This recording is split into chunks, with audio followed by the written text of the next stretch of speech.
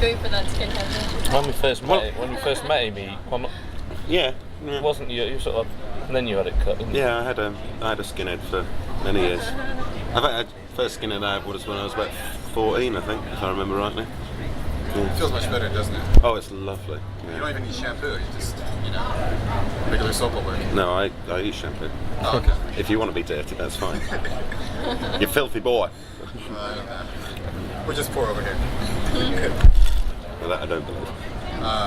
Do you guys want to introduce yourselves? Get an idea of your voices. I'm Kevin Miles, and I'm the bass player with Gene. I'm Martin Roster, and I do everything he tells me to. Yeah, I've heard on one of your web pages, a fan page, that Kevin actually runs a show. That's right, yeah. Well, this I'm the eldest, you see, so it's age before beauty. He's the great puppeteer, and we're mere pawns in his grand scheme, aren't we, Kevin? That's right. Yeah. It's all true. It's taken me 10 years to get them sounding a bit like the Faces, but we'll get there eventually. This is almost overwhelming right now.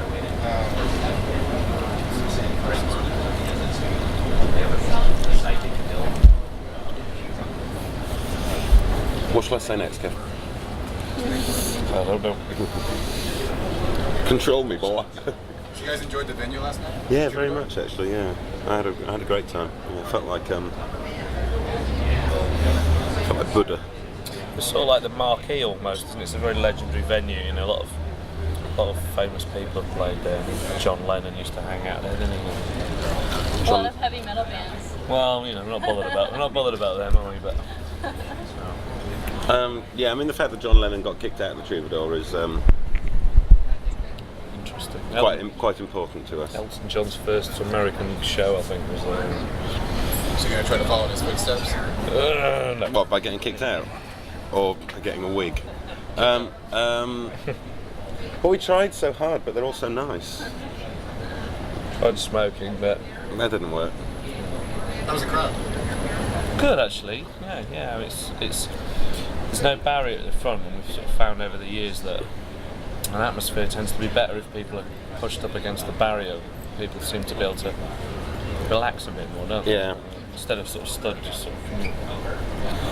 But they were great. I mean, Los Angeles crowds quite like London crowds. They're a little bit jaded because everybody comes here. Like London, it's the same thing that.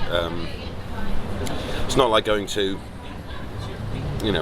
whether it's sort of, I don't know, Sheffield back home or here, like somewhere like San Diego, which not everybody passes through, where they're I think just a little more excited to see anybody. But having said that, they were quite wonderful actually. They made me feel very welcome. I think the fact that it's been 3 years since you guys played your last. Is a bonus for you lot, probably. I was actually surprised when We you hope decided, you'd forgotten us by the time we came back. when you decided initially to do one show here in the US. Yes. I was rather surprised it was LA. Why? New York seemed to be much closer. Well, yes, but I mean, it makes very little difference. 5 hours on a plane. We had a friend here who was friendly with the promoters of the trip, and they were quite keen to put us on. And on top of that, we've always done. Probably LA's been the city in America that's been kindest to us. I think we've always done really well here. They've always, they've taken us to their silicone bosom. Did you guys plan on, I know you came out here to do some other promotional work as well, say start the label? Well, we've got a label started back home, and yes, I mean we are, I don't think it would be naive to deny it. We are over here looking for some sort of American licensing deal. Also doing the webcast on Friday, and when that idea has been thrown around for the last year or so, and I think it would have been a bit dull to do it in London, and it was a sort of perfect opportunity to reacquaint ourselves with you lot, basically. Yeah. Thought we'd record it and put out a live album as well. It seemed like I've had a lot of requests over the years for a proper live album.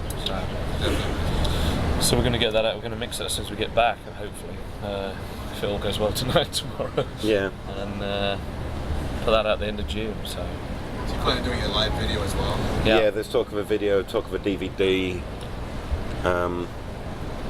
Fully interactive. Dress Kevin, whatever you want. Yeah.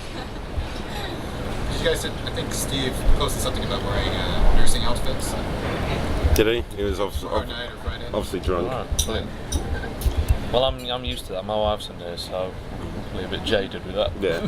Fetish. Is Can I there get a Diet Coke? Can you? Diet Coke, please. Thank you very much. as far as the video goes, do you plan on releasing it here in the US as well? Well, I hope so. I mean, the mechanics are thus. It's simply a case that if somebody wants to do it, I mean, the deal we've signed in Britain is for the UK and Europe, and we're trying to spread our fingers around the rest of the world. And if somebody wants to release it, of course we'd love to. Yeah. Unfortunately, that's out of our hands. I mean, if we had, and if it was feasible that we could expand out to America with our own little label, then we would. But it's not. We need somebody with a little more muscle over here. So I would hope so. I mean, I really would hope so that somebody would, because I know that. I mean, there's people like us. I think the video will probably come out over here because the live album's going to be so hopefully. You still crotchety. We'll cheer you up, Michelle. Don't worry. Yeah, you will. Sorry, where were we? Anyways, we were talking about like releases as far as video here in the US. You guys do fairly well in the UK still. We do all right. I mean, the last year has been very odd because we've been without deal, and we did a show in January in London at a venue called the Forum, which is quite a fairly large place. Thank you. And we were very pleasantly surprised that it sold out quickly, and that the fans are still there. In a way, I do, without sounding too cocky, I think it's a victory for substance over style. We've never been a particularly fashionable band, but that's enabled us to have some longevity. And it's, we haven't. The last time we were in America was May '97, and we come back and sell out 3 shows, which staggered us, to be honest. We were sort of hoping to sell out 1, and then when they just kept on adding them. I understand the shows in New York are also sold out. Are they? I don't know. If you're right, I hope. I don't know. That's right. good. If they are. Yeah, you definitely have a very not hardcore, but a very strong core audience. No, we do have a hardcore audience. Ron Jeremy, big fan. Yeah, in every way. Okay. In fact, the porn industry just has been very supportive, and I'd like to take this opportunity to thank them. Maybe you guys could make a porn soundtrack. Maybe we could make a porn movie that would never sell. Yes. I think we ought to. Yes, let's get off this. Move on. Speaking of videos, you guys had a song featured in Buffy the Vampire Slayer. Did we? In the Buffy the Vampire Slayer. It's a program. No, I know. My mate who's here, he loves Buffy, so if I tell him that, he'll like... Did we what, in the program or a film or? The program, yes. Oh, What what song was it? Do you know? Why did my mind go blank at the right time? I don't know. Mine does as well. Filler Up was it. How was it? Oh, how lovely.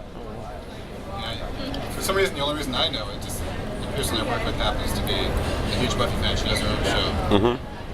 So it's kind of a coincidence that of all bands to be picked up would be my favorite band. Well, that's absolutely charming of them. Did you know that, Michelle? That we've been on Buffy the Vampire Slayer, allegedly. No. Actually, Jerry told me he's still trying to find out all of the TV things that you're on now. Fill her up, it was apparently. I mean, I don't know. I don't watch the show. I mean, it's, Have you never seen it? well, I've. Really popular. Is it? It's like one of the most popular shows. People are obsessed about it. They don't miss it. I want to go on Frasier. I want to be on the soundtrack album then. That's what Yeah. But yeah, Well, lovely. it's interesting that you would have a song used that you wouldn't even know about. Well, there are a lot of things we don't know about. I mean, frankly, I mean, the world's a large place, and there are thousands of countries, and you simply can't keep up with everything. And you know, people like Michelle obviously don't do their job properly. And I'm so sorry. I'm so sorry. We love something. You mean that's something? I can't be blamed for any past mistakes. No, Only the ones in the last couple of weeks. So it's you know, we don't find out about everything. So it's always nice to be told. Thank you. You don't think that's maybe like a sign of kind of losing control? You can't really stop it, to be honest. You have to give permission. I think for things like adverts and films. We had London Can You Wait in a film called Face. And we had to give permission for that. But I think contractually, after a certain amount of time, you lose that anyway. I mean, that goes for any band on this planet, whether they're Limp Bizkit, R.E.M. or Spice Girls. I mean, it's. Hey, Andy. We've got to tell him he's the Buffy fan. It's no. Well, watch his face. Watch his face. This is.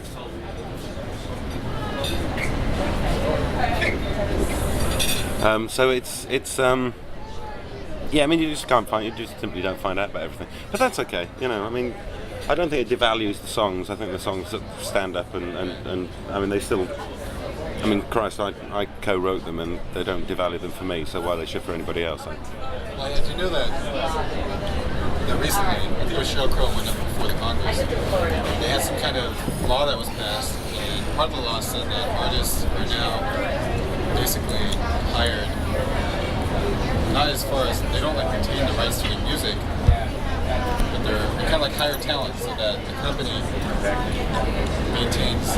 Well, I mean, that's been true anyway. I mean, your publishing company owns your songs. I mean, that's unfortunately, if you want to make records, that's how you have to do it. They sort of lease them, don't they, for 25 years, yeah. And that's the nature of the business. And I mean, I'd love to change that, and I don't think it's right.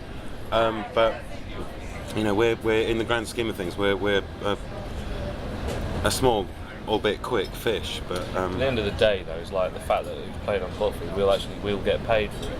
If we didn't have a publishing company, then anybody could we'll probably get paid in about 4 years, but you know, so it's 70 cents each. You know. Do you maintain some kind of control over your songs?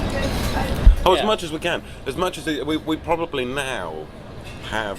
I mean, with the new deal, we probably have as much control as is possible in the industry. I doubt there's a band that has more control than us. But having said that, it's impossible to have 100%. It simply doesn't happen. You know, I mean, that's fantasy land, I'm afraid. So 20 years down the line, you won't have to worry about someone else owning your rights? No, I mean, that still applies. In 20, 25 years, whatever it is, they'll be open to the open market. That's why Michael Jackson owns the Beatles songs. Okay. I mean, the writers still get the money. Don't get me wrong. You still get. I mean, Chrysalis, our publishing company, they own our songs. I mean, there's nothing we can do about that. Which is, I guess, what I'm trying to get at. Is who owns the songs. It's the publishing company. The publishing company own your songs. And that's something you work out with when you sign. Yeah, I mean that. No way you can get out. That's true of every single band on this planet. So who've made it. Compromise. Well, of course, it's a matter of compromise because there's no other way of making records. And I mean, to be quite honest with you, I think it's more important that people hear our songs than us owning them.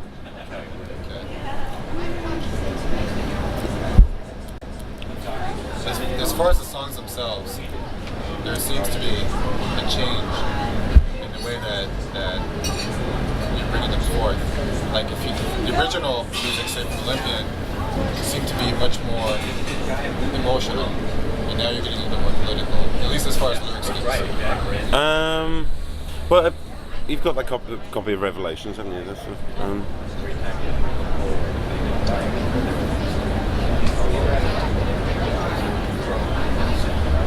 I mean, if we look, this is the last studio album. If we look down this, as good as it gets.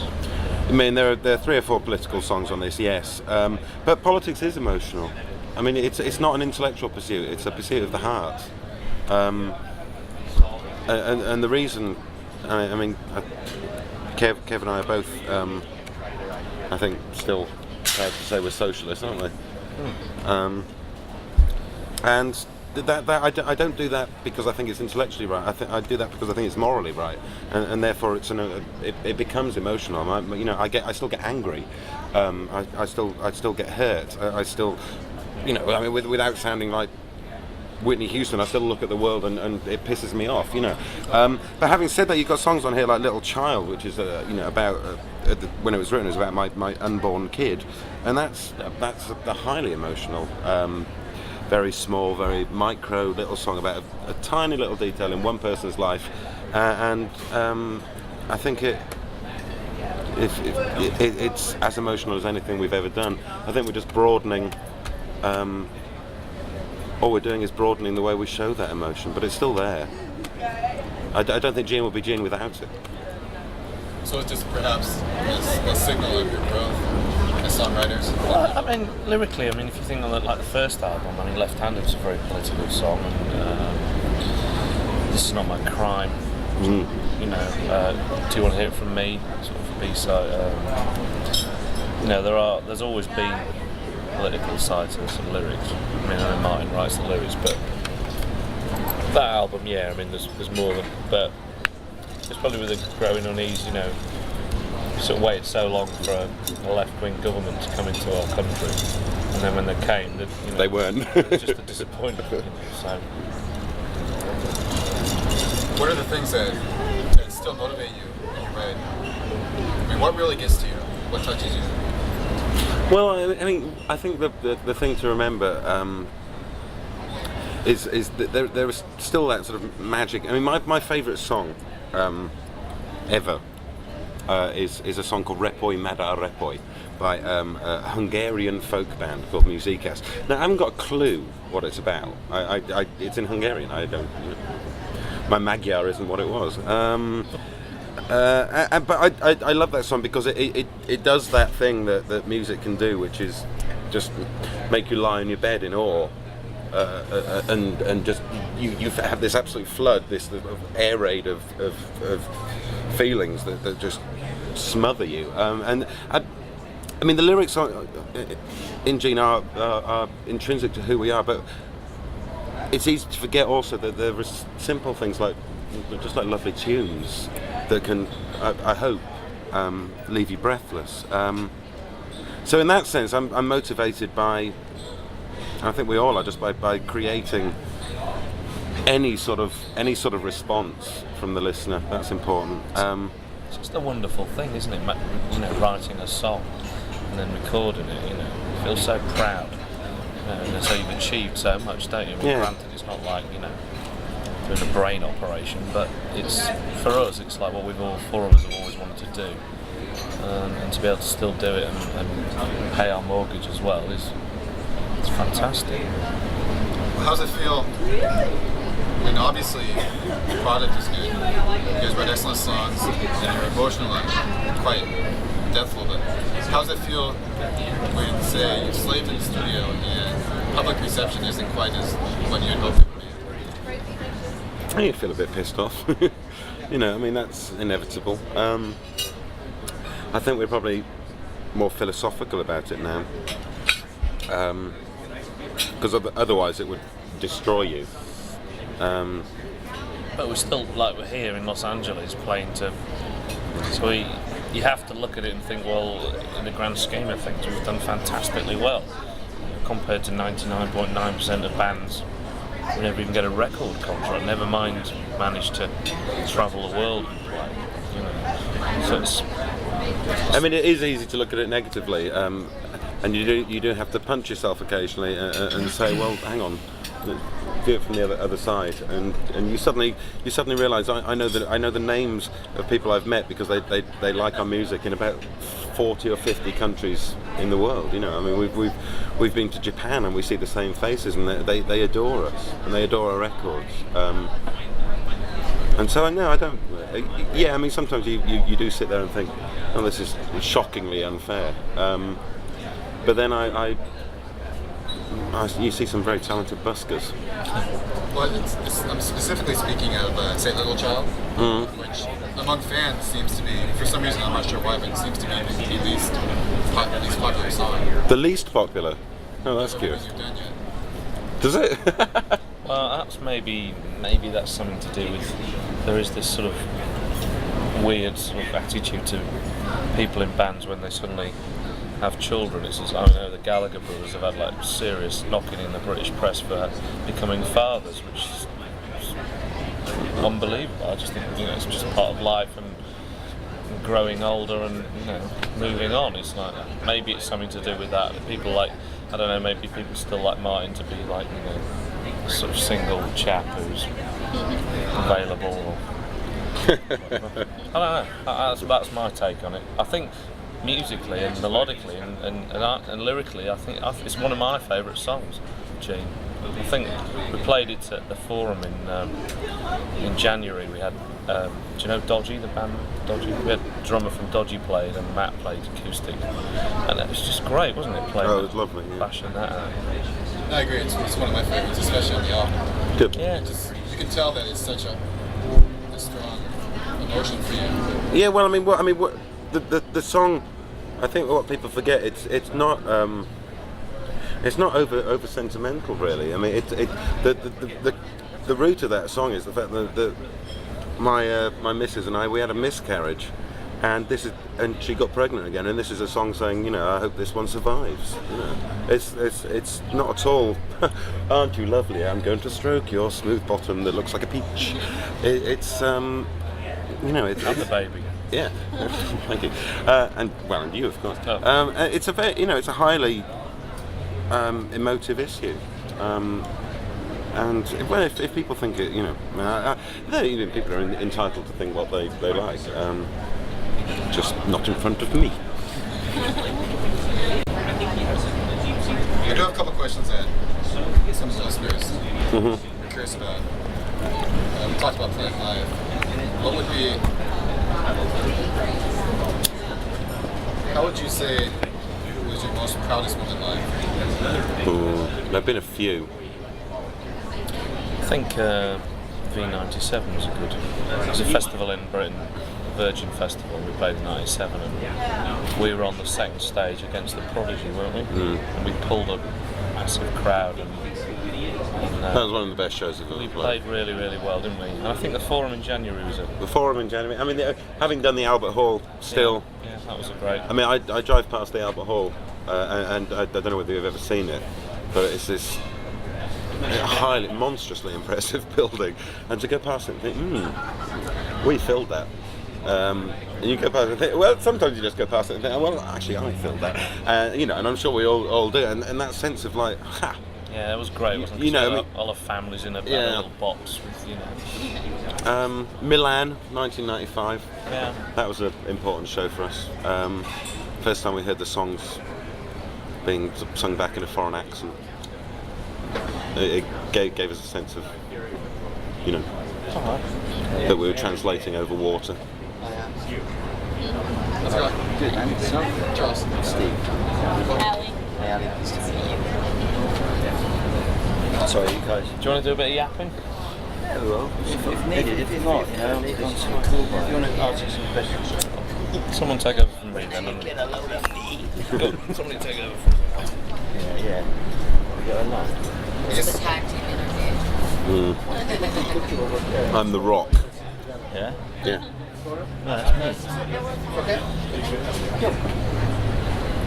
Speaking of live, embarrassing moments.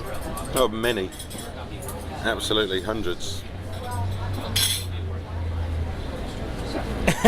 Sorry, that wasn't a good start. Care to share? I missed the question actually. I thought you were asking you. Embarrassing moments live. Oh, live.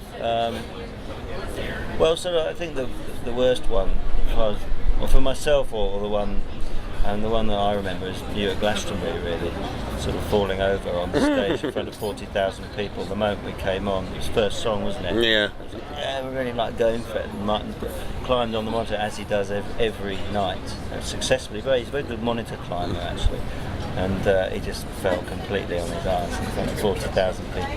But to be honest, it endeared the crowd to us because he just sort of like took it on the chin and bowed type thing. And after that, they really were, really cool with it.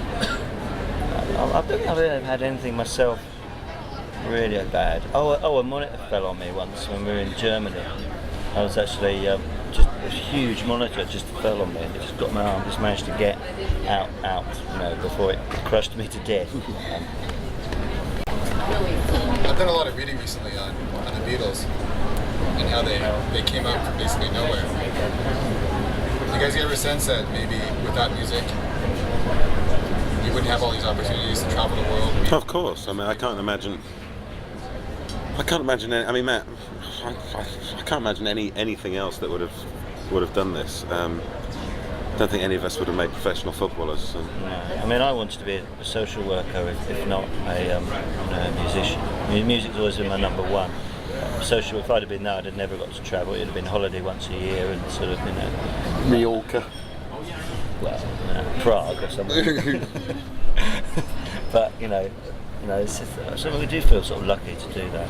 I actually coming back to LA after a few years, it's quite exciting.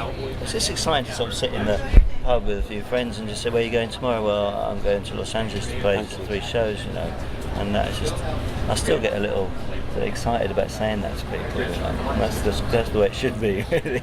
Absolutely, you're right to feel. It's great to feel proud and a little bit cocky. Oh, actually, I'm off to I'm off to play the troubadour, and isn't that great? And you want people to share that with you. You want to. And your friends do sort of think, well, they get excited on your behalf as well, which is very flattering. Yeah. How has success changed your lives as far as like family or friends that you grew up with? Well, I've deserted most of my friends, to be honest. They're frankly not worthy of me. I don't think. It's just parents always very proud. I mean, we played the Albert Hall in London. That was sort of the biggest we ever got in England, and just walking out and seeing your mum and dad in a box, sort of, just sort of peering over, looking when, I suppose it does sort of change that. And I find when I go to sort of family weddings now, you get sort of like boring people coming and saying, "My husband's got a music shop outside Wolverhampton, and he's in a band called Cry Wolf, and they're a bit heavy metal. What do you like?" And there's this sort of. Have you got any advice for all them? those questions, yeah. Sort of, there's a token pop star in the family, even though I don't think we're really pop stars. We're sort of second division pop stars. But it's all that kind of thing. Did you want something to drink? I'll have a small Diet Coke, please. It comes in one size. Hey, one size is cool with me. One size fits all. You guys must be inundated with demos everywhere you go. We do get quite a few, which are generally awful. I'm sorry. I'd love to say they're great, but they're really not. Occasionally you hear something that shows magic that's yet to come. Yeah. But then again, I mean, I listened to some of the demos I did when I was younger in bands before this, and Best very demo. poor. Best demo I ever got was from a band called Muse. Have you heard of them?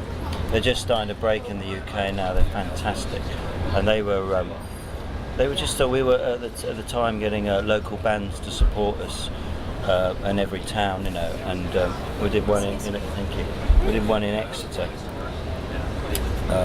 which is southwest England. And this band Muse, they were all about 16, 17 at the time. They sent me a demo, so it's great, put them on, and they from there they just grew. 2 years later, they're sort of really young, sort of on front cover of the NME and stuff, and They're a great band, actually. They are brilliant. They are really, really good. I love getting demos. I really do. Most of them are rubbish, but you have to sift through. There's one in every 50. I usually think it's quite good. Where do you think we nick all our songs from? Yeah, you've got to get them from somewhere. I think we actually write them, do you? We actually have it on tape, so. That's all right. It's the truth. What other bands that you've seen develop in the last few years that you really feel in touch with? Well, Muse is one of them, obviously. I've watched R.E.M's career from day one. I've been a fan of theirs right from sort of Chronic Town sort of time. And I always They owe us a lot. I always wanted to emulate REM. I always fancied. I didn't think we sounded like them, but I always thought they had a degree of integrity and artistic credibility that I wanted to get that big and retain it. And that they've always been the band that I wanted to follow, in a way. Well, not musically, but I mean, but just the fact that they managed to become the biggest band in the world without having to compromise too much, without having to. They did a little. Yeah, I mean, everybody has to a little. I mean, that's inevitable. I mean, we were talking about this before, and it's there's no such thing as full control. I mean, it just doesn't exist. But they did it. They did it better than most. Yeah. I'm not a huge fan. I like some of it, but you can't deny that they've held on to their dignity. Yeah, I watch people's careers all the time. Watching Travis's career at the moment, watching Oasis's career, and just seeing how that's changed around, and the nightmares that they're going through, and how it all becomes diluted after a while, and it's a sort of it's knowing when to stop and when to keep going, really. Yeah, I'm quite a keen observer of the whole thing. I don't understand music, so. How about some of the newer bands right now? Matt, I'm completely the wrong person to ask. There's no one. In fact, I might apart tag team from with Muse, Steve here there's because no he one- knows more about these things than I do. Steve, tag team.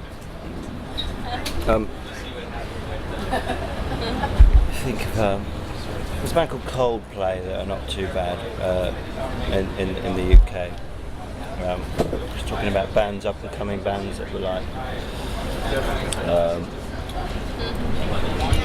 There's a band called Moa actually who do actually sound like Captain Beefheart to me. And I'm quite, I'm not a huge fan of Beefheart, but I have a respect for that. I watch them. They're really young guys trying to do something really avant-garde, and I was sort of failing sometimes, but occasionally sort of getting it right.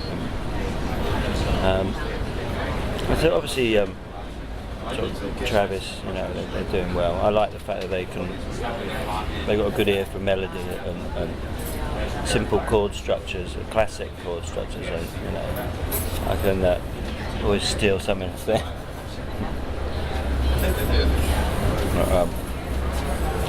So if I think of anyone else that I've been listening to, Super Furry Animals. And do you know them?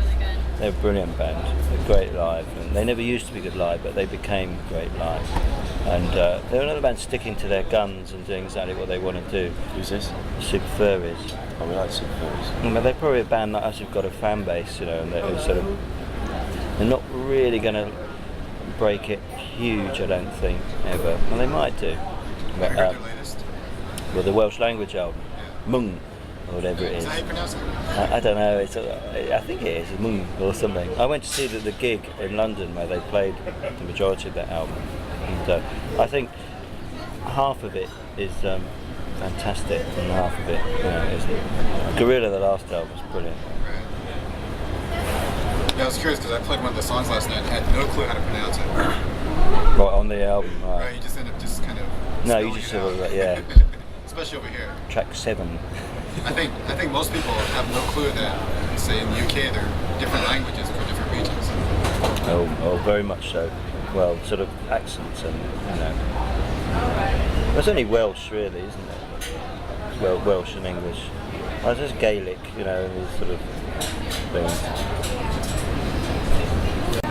How do you cross between being a fan of music and actually writing? Does it ever impede on your ability? No, I think if you're a songwriter, you need to listen to as much music as you possibly can. It's like with any forms of artistic expression, you have to be aware of what's going on around you, past and contemporary stuff, because everything does influence you. And I think your taste dictates what you're going to do anyway. But if you hear something that's brilliant, then you must really analyse why it is brilliant and try and utilise it for your own artistic expression. So you never worry about being influenced too heavily? Well, that's called plagiarism, isn't it? Right. So obviously you try and avoid plagiarism as much as possible. I think John Lennon said the art of great songwriting is to disguise other people's work. I don't know whether that's true or not, but yeah, everyone's influenced, and we try and do things that other people haven't done before. But then again, you are in a sort of genre where it's a guitar band, and unless you sort of get into technology and drafting aspects that aren't sort of retro, then you are sort of in a genre. And we're songwriters, and I think the power of the song is more important than the style necessarily. You know, a good melody is a good melody no matter how you present it. And if it is a good melody, it will stand up in any certain presentations. We present ourselves as a guitar band, and that's what we are. I guess one of the things I'm thinking of is, if you listen to the Travis, as much as I like him, you can definitely hear a lot of Oasis in there. And Travis? Right? I can't hear that. Because they toured with Oasis last month here. And you would hear some of the melodies when they opened up, and then you'd hear them kind of the same melodies played back again during Oasis set. I really can't see that at all. I can't really make a... I don't think... Wonderwall type there, with the acoustic guitar. Oh, right. See, I think Fran Healy is far superior to Noel Gallagher in his, his sense of melody. Presently. Noel has penned a couple of good tunes. You've got to give him respect for that. But, I think Fran will prove to be a better critically acclaimed songwriter than Noel. I don't think he's stolen from Oasis at all. I mean, you can hear the Byrds and all the sort of you hear the Teenage Fan Club and bands like that in Travis. That Scottish sort of rock tradition. You can't hear Oasis though. I can hear Oasis in people like Embrace, bands like that. Let me ask you a question about, since we're talking about songwriting. How did the songs develop? I write everything. No, I do. He does as well. What normally happens is someone comes in with an idea, and four of us, Martin's on piano and Hammond, Matt's obviously on drums, maybe on guitar occasionally, Kev's on bass and I'm on guitar, and we'll just go through a basic song idea and just play it round and round as many different styles as possible until we conjure up the best presentation for the music. Then Martin will go away and drape his melodies and lyrics over the top. We'll come back in and decide whether the two are cohesive, and if they're not, then we'll bash it round again until it's right. Sometimes it can take months, and other times it can be quite swift. Yeah. And there was just really frustrating that happening. I mean, Mate, we get frustrated all the time. Yeah, it is frustrating. We know how many songs we've written now, and we know it's just weird. I wish we could just sort of do it more quickly when you really need to, but sometimes it just doesn't go. I mean, there are songs in the set. There's one we played last night, which I think is fantastic. It's not finished yet. And there's another one we're going to do tonight, and I know it's going to change again. And but you've got to do that. And I know we're going to. Yeah, that one's really good, isn't it? Yeah, but it's sort of missing. No, it isn't. Yes, it is. And it's like you've got to go back and have another look at it. And that's the process. Sometimes don't tell him. No. So it does make a huge difference. Four of you playing in a enclosed space like a studio, and actually presenting it in front of a whole load of people, you get a different sense of objectivity because you're having to sort of like glean from the audience how they're perceiving it. And if you've got any slight, analyse that. If you've got any slight sort of like bells ringing in your ear, in your head that this isn't quite right, then you'll know for certain when you go and play it live, because that little sort of triangle turns into Big Ben. True. Do you know what I mean? So you have to be aware of it, and I think a lot of bands fall in love with their work too quickly. Yeah, that's very, very true. I think playing live really helps with songwriting. And our first album, we played live before we recorded it, didn't we? And the second album, we didn't do that. And I think we were a bit, even though there's some fantastic songs on the second album, some of them are a little bit over self-indulgent, a little bit studio-like, and you do have to sort of strike a balance. There's nothing wrong with studio albums actually, but we sort of live they didn't transfer because they hadn't been started off live, and hadn't been bashed around live. We got the chance to do that a little bit with this record. It'd probably be a lot better for that. Do you remember how You'll Never Walk Again came about? The initial riff, down, down, down, down, 'cause it all was written in Belgium. I think I was just sitting down with Matt, and then from that we just started jamming. Yeah, you just had that sort of thing, didn't you? Then the piano thing came later. Martin wrote the piano riff over that, didn't he? Ding, ding, ding. I had that as well. Ding, ding, Did you? ding, ding, Did ding, you have ding, that? ding. Oh, Both. But to be honest, we don't really sort of sit down and say, well, who came up with this bit and who came up with that bit. We're a collective, and like we're a house of cards. If one person isn't present, then the whole thing topples.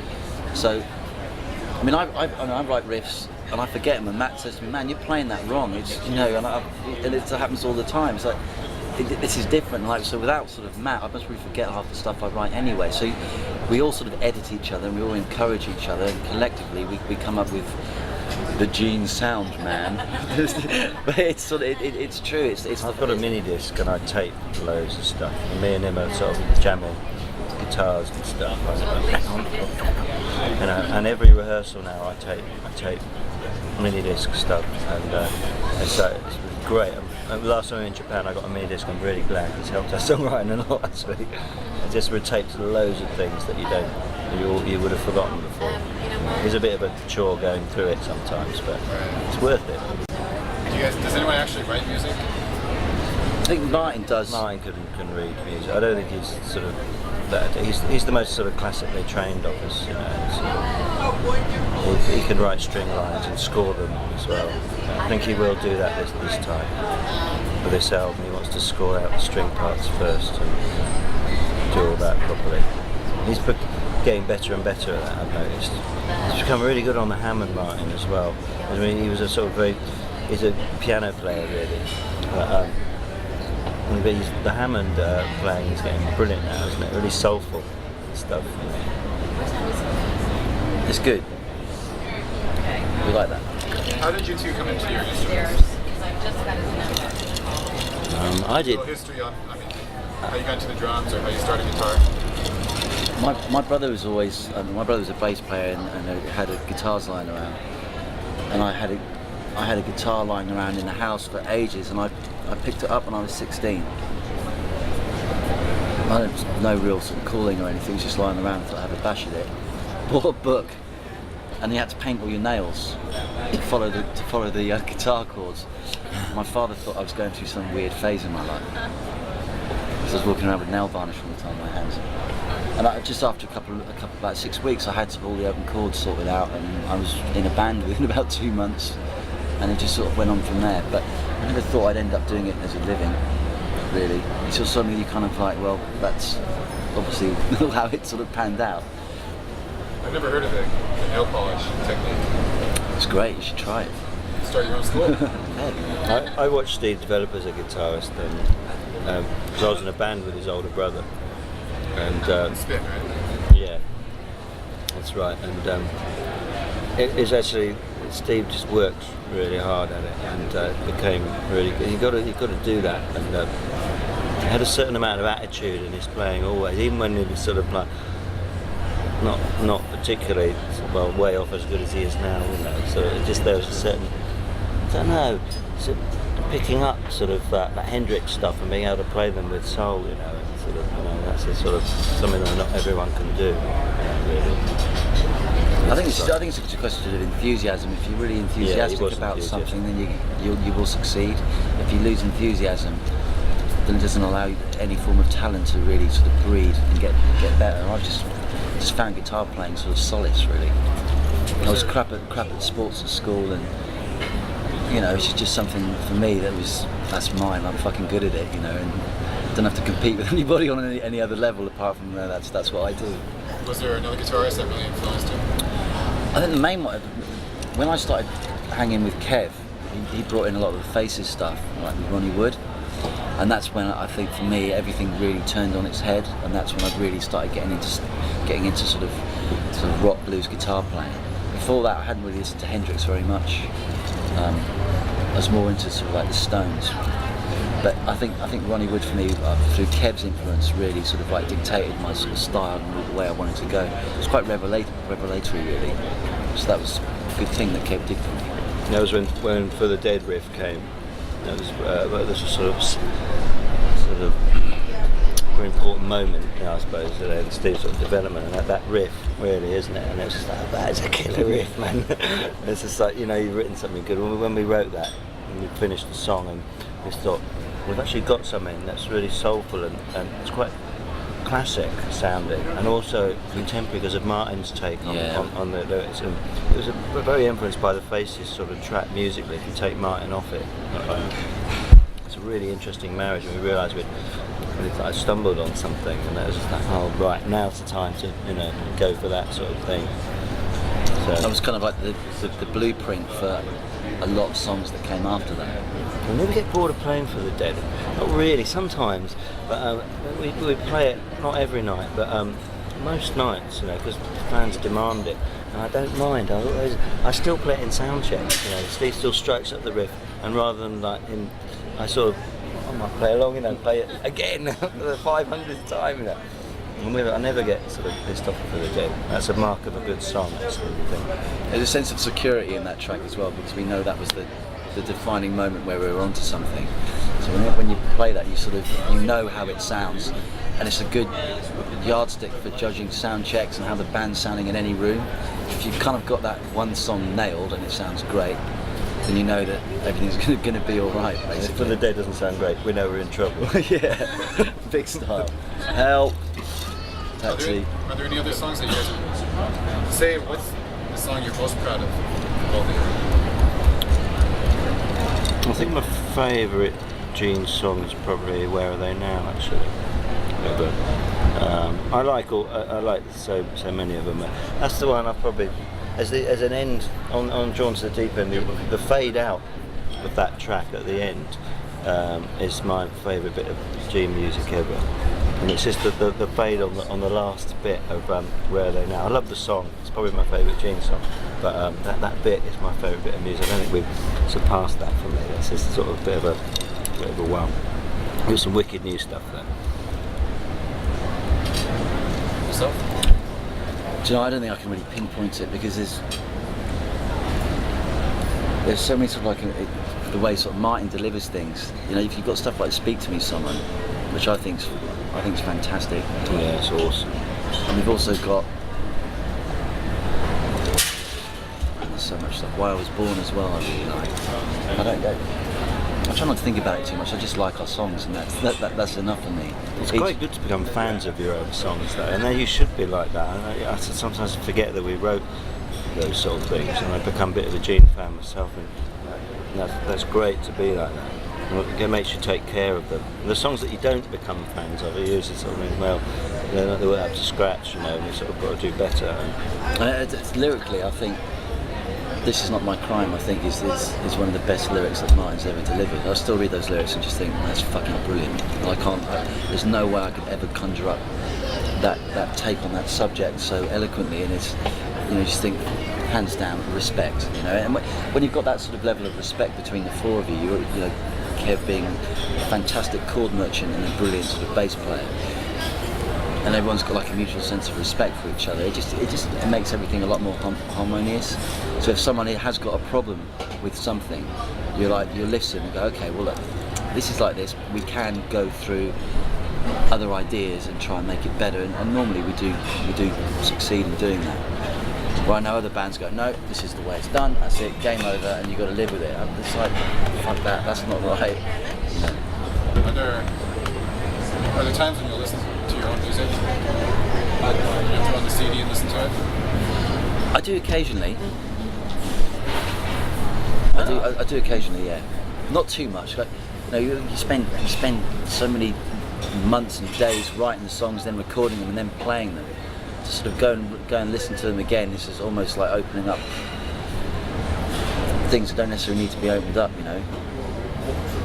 I put Revelations on the other day, and I hadn't actually heard it for a while, and I put it on in my car, and so I think that's probably the best collection of songs. I don't think we've ever made an album which sounds like it's like a concept album type thing. Or maybe we should do that, have a crack at that. Drawn to the Deep End's probably the nearest to that. But, all our albums are collections of songs, and they're quite eclectic and successful for that in some respects. But I maybe think we should get something that sounds like a whole thing. Like the Stone Roses album, or when we sort of, after the Gold Rush, or one of those sort of great albums which sound like album. We do great collections of songs. That's something we've still got to crack. You always need something to work on. I do have a listener question for you. A listener question. I heard that you kicked a boxing recently, Yeah. and they were wondering, say if it were you, Bobby Williams, and Liam Gallagher in a ring, who would come out first? Me, because I'd run away. I don't box for any form of sort of violence. I box basically because I just wanted to get fit. And I'm just fortunate that I've just got a place just like 30 seconds around the corner from me. And Sick of being bullied by a sword. We're always tracking him around the ear. I just did it because I just felt like I needed to get fit. And running was, I started running as well, but just boxing. I'm not doing it so I can sort of like walk into a pub and if anyone looks at me, I go, give it the old Clint Eastwood and go, all right, outside, guns at dawn. It's just there just so I can get fit and have a sense of release, really. So you guys are working on releasing an album over here. I heard that you're going to release Revelations here. Trying to, yeah. We've got to wrestle it back off Polydor first. It isn't easy. It's stupid because they should agree, because they'll sell copies of it, and they'll make money as well. We can do a deal with them, but it's proving a little tricky. But I think we will get there. It's our music, and we've got to fight for it. Really. And it wasn't really Polydor America's fault that it didn't come out. It was the whole sort of takeover by Universal. Polydor just didn't exist anymore. It's like there's nothing they can do about it really. But they've been a little bit hard with us about letting us sort of go our own way. I don't think the Universal bosses want us to have success because it makes them look stupid. They got rid of us. They're sort of like they can't really stop us because we've got so many fans that it's sort of like we just can survive. And that's a great thing. Sorry, yeah, go on. Are there any more plans to release any other B-sides? There's a few that didn't make. There's a few songs that is touched by the hand of Havoc, isn't there? And what's the other one? I Need You. Yeah, it hasn't been heard. There's a few that were going to be B-sides to singles 3 and 4 from Revelations, which have not come out. There's Little Diamond, which is an instrumental sort of soul-y thing. Actually, Touched by the Hands of Havoc was on one of the singles. Has that already been out? I think it was on Filler Rock. Oh my God! Oh, so it's not that one then, or is it? I don't know idea. It's weird. A lot of bands have loads of stuff unreleased, and we've only got 3 or 4 songs unreleased. So I read that you did about 25 tracks for the Olympian sessions. I don't know whether we did that many. I don't know if we did that many. There's only sort of Dear Restaurateur from that time. Yeah, we have a few things. That'd be quite. There's probably a few more. There's the what's that, the Supermarket Bomb Squad? Did that come out? I don't know. I don't remember. I've got no idea. So any thoughts to releasing something sometime? The thing is, if we wanted these songs to be released, then we would have released them. I think. Hey Chris. Hi Chris. Okay, it's cool. Hurry up. You guys running short of time? No, we'll talk till the cows come home. I never know what that phrase means, but I know. Doesn't mean. They come home to the shed at the end of the day, don't they? It's like they all go out and they graze and eat their grass, and then they come home to the shed. I've got a friend that's quite sad. He's got a book of all these sort of quotations. So if someone sort of says something and says, "Why is that?" He can give you a brilliant reason as to why that phrase is used. Why Contra? That's the name of the new company you're starting, right? Well, it was Sub Rosa Music was what we wanted to use, but there was a company called Sub Rosa in America who said to us, "We can't." So it is that we're actually called Sub Rosa Music, but we're going to trade under the name Contra. It's Contra. Did you think of that? Yeah. It just kind of just means in opposition to. Yeah. Which I think is quite apt, considering We don't like working with corporates. It's nothing to do with Nicaragua. I can assure you that. I don't ever want to work with a corporate again, to be honest. You know, it's just wrong for what we're trying to achieve artistically.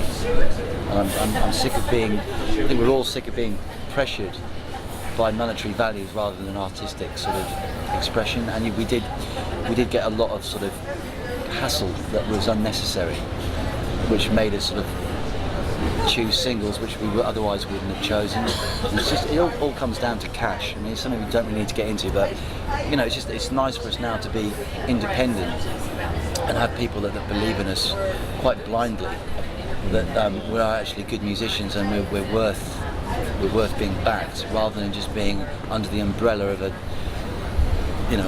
corporate that have so many artists on their roster. They don't know where to spend money, so they throw it all around the place and they've got no real understanding. I think that sucks. I think that's a bad ethic to like live your life by.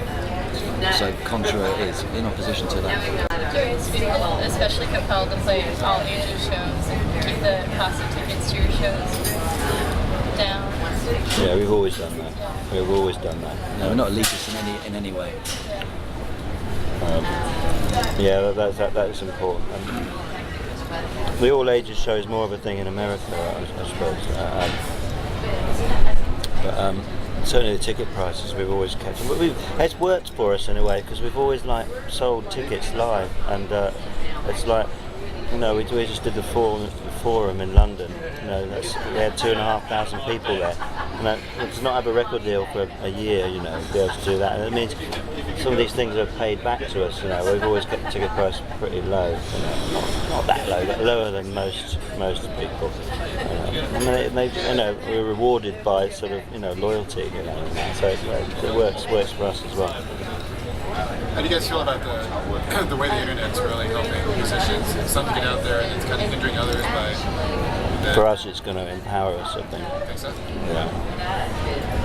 I think it's such early days that there's a huge confusion over what the power of the internet actually, how it will dictate the market.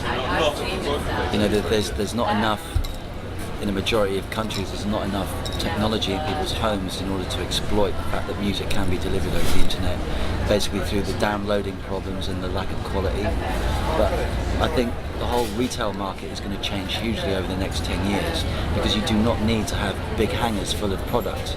You can just burn it almost straight away.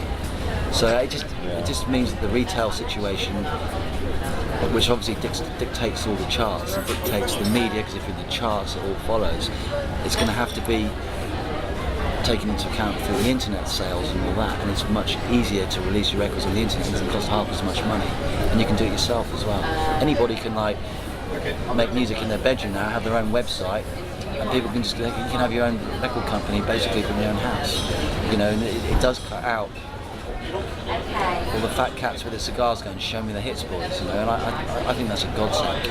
I remember that when George the Deep End session with Lucian Grange from Polydor came in, clapped his hands, like, "Play me some hits," and we just sort of like, all our heads Big went way. down.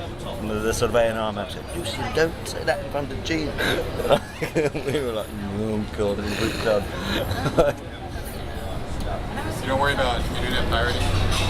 It's like, for me, I think that, or that I know that our fans have made our stuff available, downloadable.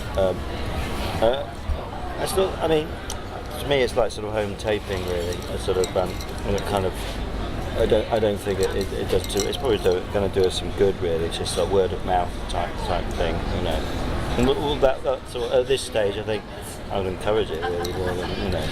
I mean, We're not going to be Metallica about it, certainly not. You know, I just, you know, they've not got enough money already. You know, they're probably all worth about 400 million each. You know? the thing is, every form of fraud needs to be monitored, doesn't it? And if it is fraudulent behaviour, then it's got to be sorted out. At the end of the day, I think people like seeing the artwork. I think people like reading the lyrics. Yeah. You know, and People still would like to buy a CD. but at the end of the day, the internet will get so strong that they'll be able to do all that anyway. You know, you have any photograph, zap it into the computer, and you know. There's something about shopping, though, isn't there, in a sort of physical way, you know, which will hopefully still be there. I mean, with bands like us, it gives us the chance to sort of survive really without major corporations in the future, because we've got people who like our music, and it's just we've always had a problem of like getting more people to like our music than do, and hopefully we'll be able to utilise the internet to do that as well, which has always been, we've got to a certain size and we kind of stayed there, and we really do want to become like REM really, and that's, I'd love to do that, but just maybe we'll be able to find a way with the internet to do it. Well, how do you feel about tomorrow night's performance? Don't know, I haven't played it yet. I mean, the fact that you were able to actually reach fans all over the world with one performance in a small venue. Frightening, isn't it? Nice. Yeah, don't shit us up too much, please. Well, it's amazing that you can touch so many people without leaving a 200-person venue. Yeah. We had this idea of having a virtual ticket type thing, actually, where people sort of like get a sort of ticket emailed to them. So it's free, obviously, but it's like it gives you a number, and then you go to that site. But that didn't come. We thought that was too restrictive in the end. Yeah, it's gonna be great. I just hope that people are up at 6 a.m. in the UK and sort of like watch it. They were thinking of beaming it into a club in London, so the London fans can sort of like watch it on a screen and watch it. So, but they'll be tired.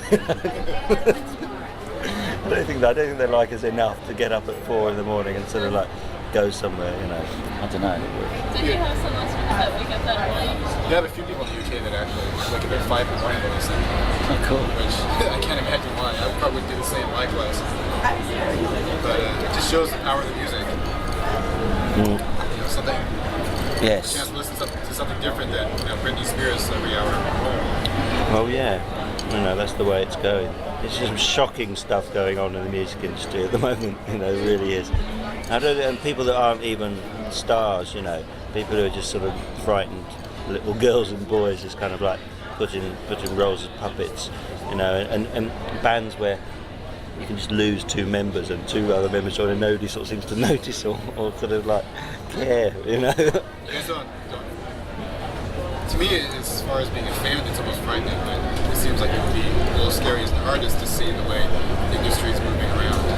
It is just tins of beans type stuff, controlled completely by corporations, and it's up to people like us and other artists to sort of fly the flag of art, really, and not be afraid to be arty or artist. I'd say that we're artists, it's kind of stop calling projects art, which these things are just projects. They're sort of the cabaret things, boy band phenomenon and all that stuff. It is just elaborate cabaret.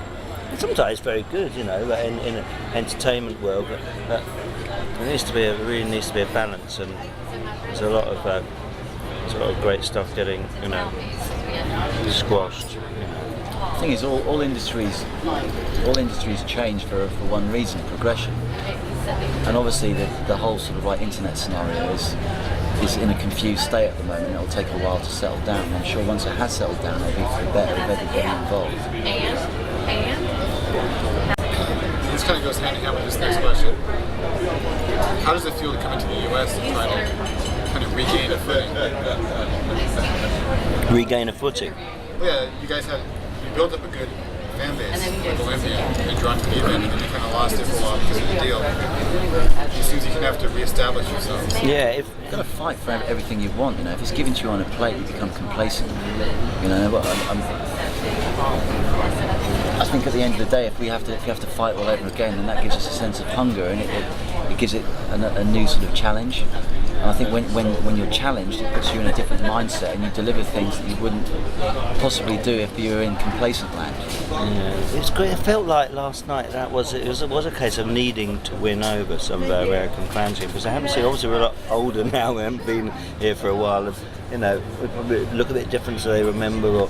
And it was just like a little bit of sort of sparring between us and the audience in the first half of the gig last night. And by the end, we sort of said, "Oh yes, you are still good," type thing. There's no reason people won't just like you forever, if you're not good, And it was a case of winning back, you know, the sort of the memory of it, and seeing that there is a future as well to it. Like last night, I really felt there was something going on.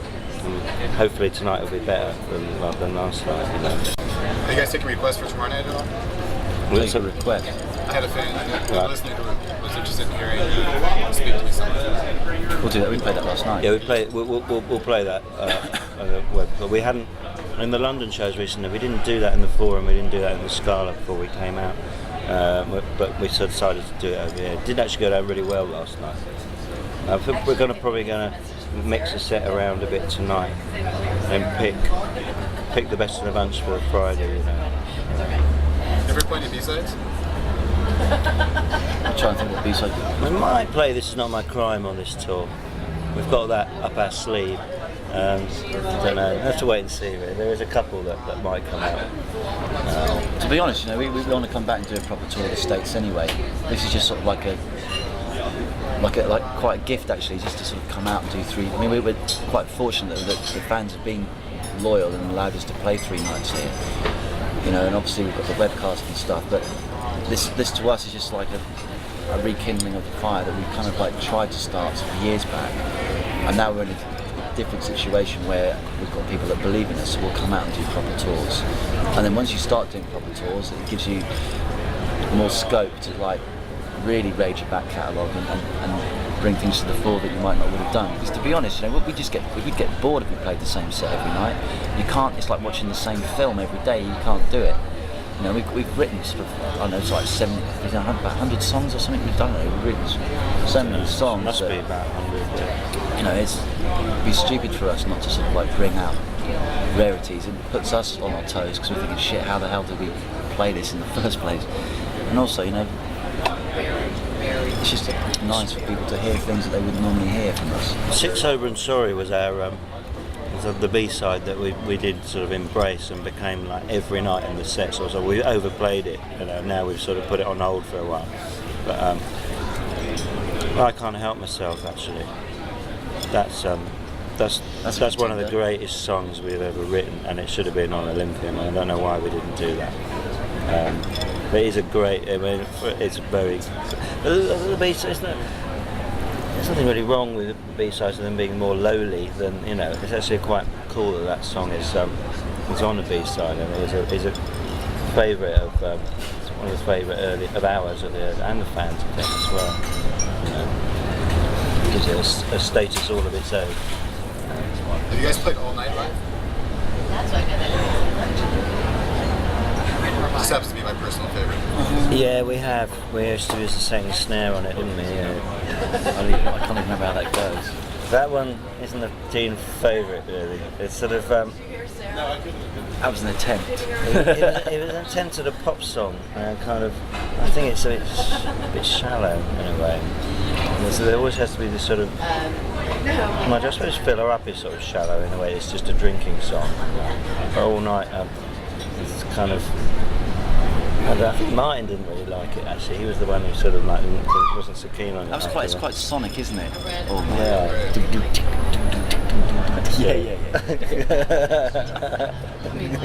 Yep. Just trying to remember how it goes. Yeah. It's a bit embarrassing. About Pass on the That's a great one. That's really lovely actually. I don't think. See, we've got so many songs now that those sort of songs don't get a look in, you know. But I think when we do, when we're gonna do the next lot of touring, we are gonna like bring songs that we've dropped or never played in again. It's to keep it exciting for us. Maybe that's one we could consider, you know. But, it's quite intricate pass on to me, isn't it? It's maybe one you can do on a radio session or something, you know. I like that one. I'm liking, to be honest. It sort of goes off at a bit at the end, doesn't it? We didn't quite finish it off properly. It's weird. Yeah, you kind of got to be weird with certain songs because on record they sound great, but trying to get them across live, you know, when you're standing dead rigid because you've got this really quite sort of technical thing to sort of pull off.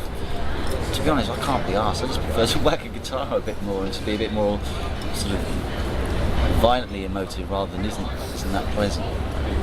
We are a rock band basically. you know, with a sense of elegance, because we've got a singer that can deliver poignant lyrics. We're a band of two harps. Country and western. I was into the encores last night, you know, of doing the one sort of rocky encore and then the one sort of delicate encore. I really think that's brilliant and shows the sort of two sides of us, you know. I thought that really worked, so we might try and do that again tonight. Are you doing it? I saw your poster on the message board. If it was you, Yeah, are you doing a Bell and Sebastian song? that's not me. That wasn't you that No. posted that. See, there's imposters, you see. They're everywhere. I love that word. It's quite comical, the word imposter. There's no way to tell.